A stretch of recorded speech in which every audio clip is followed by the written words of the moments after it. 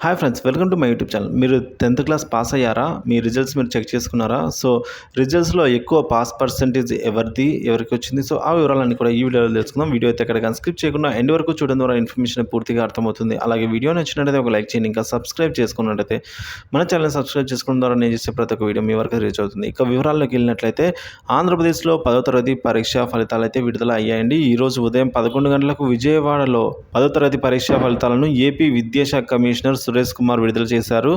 10వ తరగతి ఫలితాల్లో 86.69% ఉత్తీర్ణం అంటే దాదాపుగా 87% అయితే అందరూ పాస్ అయ్యారండి. ఫలితాల్లో ఎక్కువ హవా కొనసాగించారండి. లేడీస్ అంటే గర్ల్స్ అదే హవా నడుస్తుందని చెప్పొచ్చు.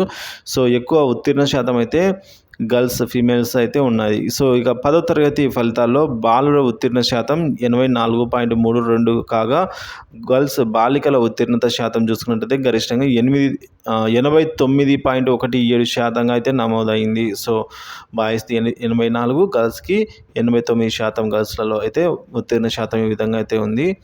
సో మీరు కనుక ఎగ్జామ్ పాస్ అయినట్లుంటే ఒక కామెంట్ చేసి తెలియజేయండి. Thank you for watching this video.